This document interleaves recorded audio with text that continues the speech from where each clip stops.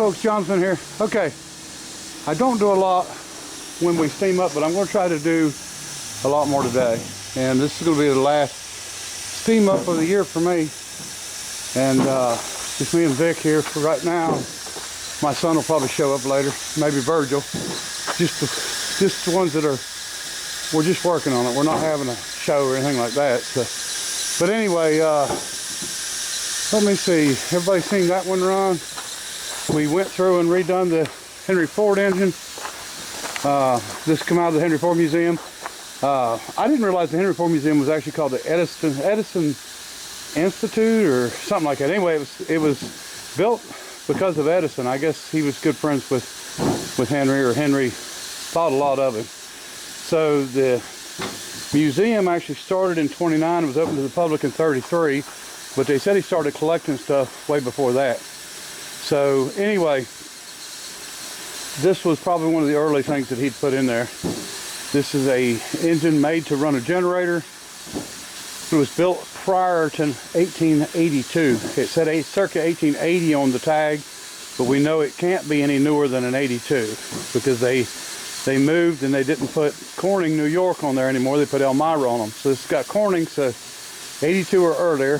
Light bulb was patented, I think, in 1880. So this is very, very early automatic engine, you know, generator style engine. That's, you know, the automatics with that kind of governor was actually made just to run a generator. But anyway, piston valve, 6-inch bore. We just put new rings in it. Changed up my oiler, different style oiler, and still don't have no real exhaust on it, so it's just going to shoot out the side. That's the pipe that was on the intake when it was in the Henry Ford Museum. So anyway, we're going to run it here in just a little bit. Be the first time. And then I've got my Bookwalter engine that everybody may have seen. I'll show you it. Okay, we've worked pretty hard on this one to get this thing up and ready, me and Vic. And let me see. Okay, I can't fire this boiler. It's cracked, and it's got cracks here, all the way around. There's one there, there's one here, and then it's been welded all the way around the inside. So what I did was go ahead and run, the exhaust was like this anyway, but I ran it out and it's up, so it's going to put the exhaust out through the stack, and then we've got it plumbed into my other line. But it's not plumbed in permanent. I just got this on a hose, and we may move it. But anyway, repainted it back green like it was. I think it was a little darker green. This is Oliver green. It's definitely not John Deere green. It's Oliver tractor green. Stuck a gauge on there. I know I don't have a pigtail on it, but it's just for looks anyway. And I've got pigtails. I just didn't have time to mess with it. So we're going to run this one a while, and I'll show you the first startup of it. Now, I've run it before. Don't know how bad it was going to leak. I don't remember. I think we made ice cream with this one even one time. So anyway, we're going to start it up and run it. I don't have any oil system hooked up to it. I did put oil in the cylinder, so it would, you know, it would be fine for a little bit. So we're just going to just start it up, shut it back down. We're not going to run it very long. So, and we've got steam pressure up. I'm just letting all the lines bleed through. And by accident, I guess I left the valve on this one. It already took off running. So this Erie City Ironworks, which we've got to get painted up. Here I had all my oil cans and stuff sitting on there. So anyway, good thing I noticed it pretty quick. All right, so we're probably going to do the Henry Ford engine first. Vic done a lot of work on it himself, and he wants to see it run. So let's do it. Almost forgot. I think Will be here running this, and we'll show you the startup procedure on this. Funny motor, hand crank, 24 horsepower or 28 horsepower, something like that. So you got your Bendix here and your clutch here. So you got to put your Bendix in first, your clutch in second. There's high and low to turn the engine over. You turn it over on start. You flip it up. You can go to half or you can go to run. And what you want to do is let it bar it over long enough to get the oil pressure up. So we'll do that. And pony motor's kind of a pain in the butt to start, but it's still got a lot of compression, so it's kind of rough on a older fellow like myself. All right, sorry, one more thing before I jump on the Henry Ford engine. So Graydon's little dozer, I changed it out. I put a Duramax 18 horsepower gas engine on it. I took the diesel off, and the reason I took the diesel off, I liked it. It was great, but it had no governor on it, and I don't know why it didn't have a governor, but when you hit a you know, a hill or something, you had to rev it up every time, and it wasn't controllable. In other words, it liked to over rev. So I pulled that engine off and had put this brand new Duramax on, Duromax, not Duramax, Duromax. But this engine here is the same thing I got on my sawmill, so it does really good. I like them engines. I do have the electric start hooked up on this one though. So anyway, all right, let me get at it. All right, folks, we're fixing to fire up this Henry Ford BW Payne engine, 1880s, for the first time since we've built it. Vic has done a bunch of work on it, cleaning it up, and we've got boiled linseed oil on it, new rings, new packing, and hopefully it runs good. We're fixing to find out. If I knew how to run this thing, I would. Let's see here. We're gonna have to hand start it. Turn it over. In this water, when we get out of it.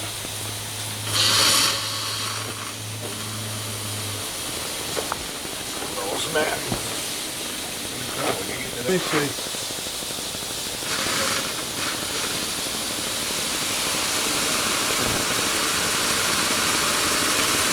A little bit of water right there.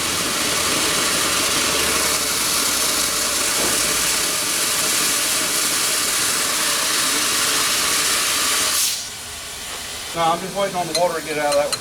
Oh, okay. We got water coming out.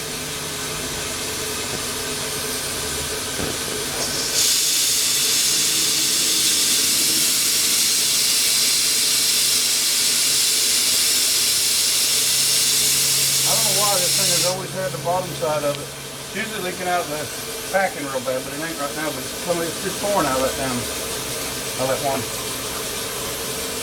Oh, well, that's okay. At least it's getting out of there. Yeah, well, it takes time. That's the lowest point. Plus, that metal takes the longest to get hot, too, just so thick. Once it gets hot, it will... That's all we got.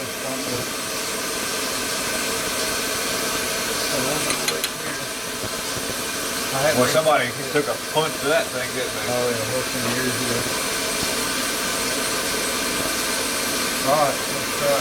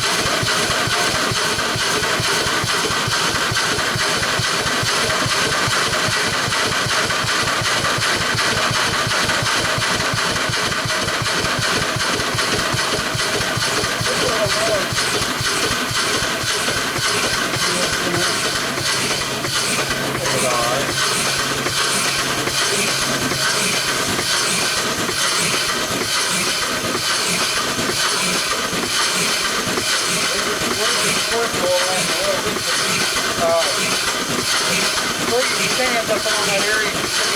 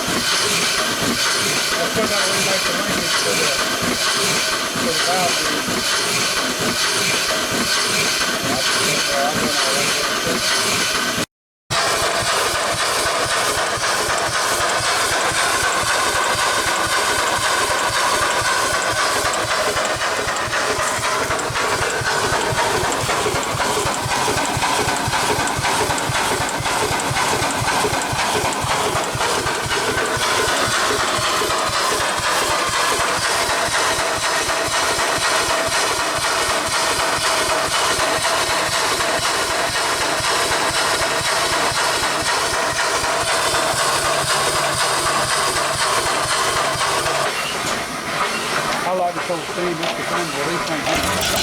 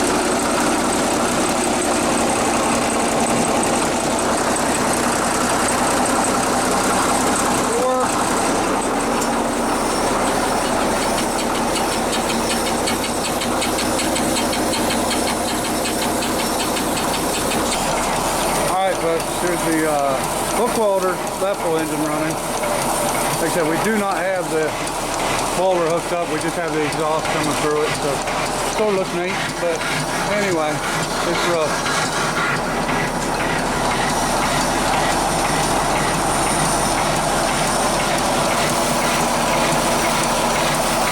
Running pretty good.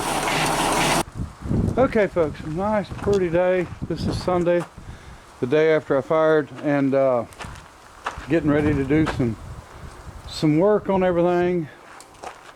I know I didn't get everything I wanted on video yesterday.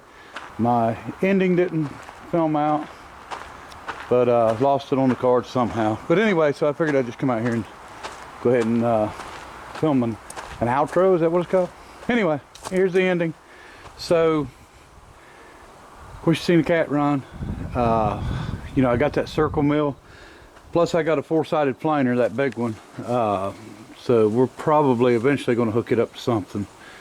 And you know, this is not necessarily going to stay right here where it's at forever. And depends on, you know, what I decide over the winter here. I've got some more engines that I want to redo and paint and try to get set up. And I actually ran this oscillating engine yesterday. I want to get this in there. Got to make an exhaust for it because of the way that it works. I have to do a spring loaded, something that'll twist and not cause issues. This is kind of a weird setup to try to put it as a stationary. The air compressor engine, Chicago Pneumatic, I want to go ahead and get it cleaned up and packed and get it ready for spring. So there's probably that engine, this little AB Farquhar, the Struthers Well Company engine, which is a reversible well drilling engine. Them three I'd like to get cleaned up and set up by spring, and that way we can run them on maybe the first time I fire. Henry Ford engine, done really well. Now it's a BW Payne, but you know, this is the one that's in the Henry Ford Museum. That's why I keep calling it a Henry Ford engine. Ran it, it done really well. I've got, let me see, a base that we need to change out on this one. So this engine's restored and we run it. I actually ran it yesterday, but I've got an original base, so I want to take this homemade base out from under it, put an original base under it, put this base back on the engine that I bought to get the base from. And it's a really rough engine, but it's still worth somebody doing something with. And we'll use it. So we didn't run the Erie or the Soleil engine, but we did run the turbine. We ran this one. This one's the one made in Iowa. It's actually a come from a slaughterhouse. This was either a meat grinder or a meat cutter. That company only made equipment for slaughterhouses. And you know, whether we want to admit it or not, you know, I know some people just block things like that out of their mind, but I mean, you know, it's part of life. You got to have slaughterhouses if people's going to eat. So we ran this one. You know, it's a shame that I can remember that name, Talbot & Son. Yeah, ran it, and let me see, Erie City Iron Works. We ran the Hamilton cordless, ran the base cordless, ran the Weatherill cordless. We didn't run neither one of these uprights. One's a marine engine, one's a blower engine.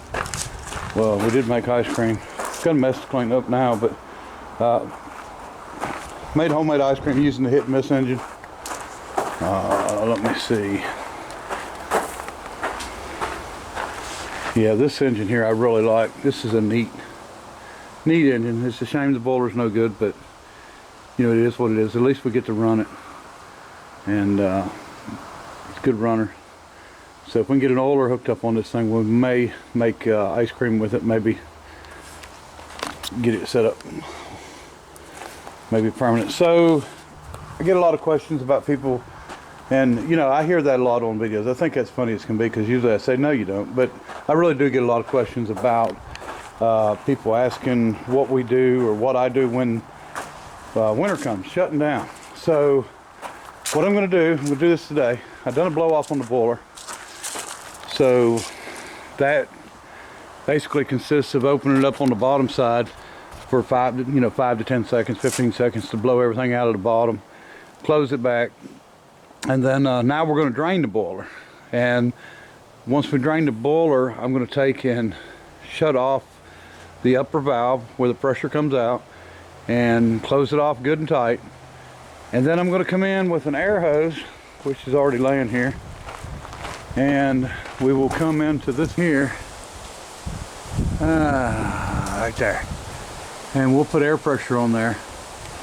So we will actually just let all these lines get up, and it'll be about 150 psi, and I will walk around to every single engine, turning them on and running them on air to get everything out, get all the water out. And then all the drain valves, I've got a lot of hanging down drain valves. So there's one right here, and there's one right here, and we've got one on that side. So, and there's one at the end down here. You might can see it through, let me see. It's hard to see anything, but it's right there. Anyway, we will open all them drain valves one at a time, blowing all of it out, and I've got more on the other side. And once we get all, or I feel that we've got all this nothing but air, we will actually take the air off of the system, and then we'll open all the valves back up, because you don't want any residual water to drain down in these valves and sit. And just, you know, for instance, let's say this valve right here, if that water drains down in it, it sits, that's the first thing that's going to crack. And I've cracked one of them. I actually cracked one on the boiler because I didn't open it back up.